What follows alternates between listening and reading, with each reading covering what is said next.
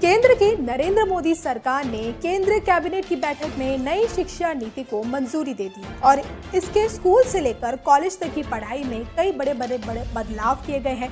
साथ ही सरकार ने एचआरडी मंत्रालय का नाम बदलकर शिक्षा मंत्रालय कर दिया है। अब नई नीति के मुताबिक 5वीं कक्षा तक कम से कम और अगर 8वीं और उससे आगे भी मुमकिन होगा तो स्थानीय भाषा या मातृभाषा में पढ़ना होगा, यानी कि हिंदी अंग्रेजी जैसे विषय भाषा के पाठ्यक्रम के तौर पर तो होंगे ही, लेकिन बाकी सिलेबस स्थानीय भाषा या मातृभाषा में होंगे। अभी तक हमारे देश में स्कूली पाठ्यक्रम 10+2 के हिसाब से चलता है, लेकिन अब ये 5+3+3+4 के हिसाब से होगा, यानी प्राइमरी से दूसरी कक्षा तक का एक हिस्सा, फिर तीसरी से 5वीं तक का दूसरा हिस्सा, 6ठी से 8वीं तक तीसरा हिस्सा और 9वीं से 12वीं तक आखिरी हिस्सा होगा।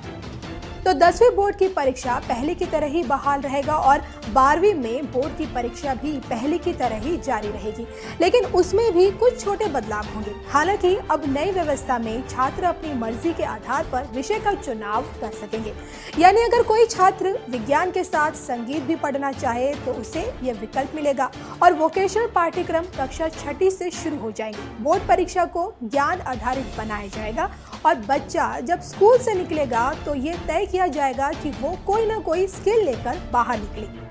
बच्चा स्कूली शिक्षा के दौरान अपने रिपोर्ट कार्ड तैयार करने में भी भूमिका निभाएगा। अब तक रिपोर्ट कार्ड केवल टीचर तैयार करते हैं, लेकिन नई शिक्षा नीति में 3 हिस्से होंगे। पहला, बच्चे अपने बारे में स्वयं मूल्यांकन करेगा, दूसरा उसके सहपाठियों से होगा और तीसरा टीचर के जरिए होगा।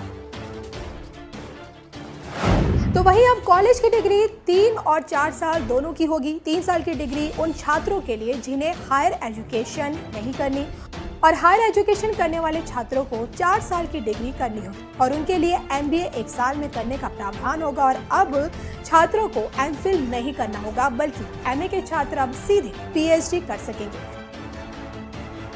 तो नई शिक्षा नीति में प्राइवेट यूनिवर्सिटी और गवर्नमेंट यूनिवर्सिटी के नियम अब एक होंगे और अब किसी भी डीम्ड यूनिवर्सिटी और सरकारी यूनिवर्सिटी के नियम अलग अलग नहीं होंगे।